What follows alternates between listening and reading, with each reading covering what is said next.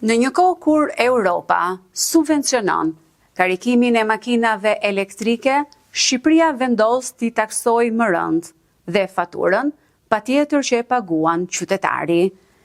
Çmimi i energjisë do të rritet vetëm për klientët që kërkojnë të marrin shërbimin e karikimit në kohë shumë të shkurtër, ndërsa për karikimin në rrjetin shtëpiak nuk do të ketë ndryshim.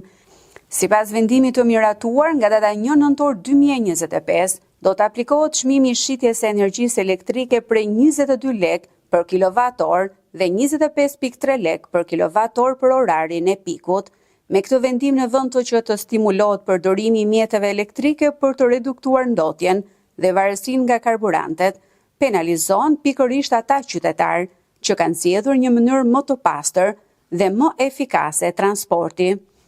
Rritja e energjisë për karikueset elektrike pritet që ta stepë këtë sektor i cili duket se kishte marrur një hovë të paktën në 2 vitet e fundit, por nga ana tjetër ka për të ndikuar patjetër, thon specialistët e fushës, edhe në reduktimin e hyrjes së këtyre mjeteve nga jashtë, por edhe përdorimin nga ana e qytetarëve.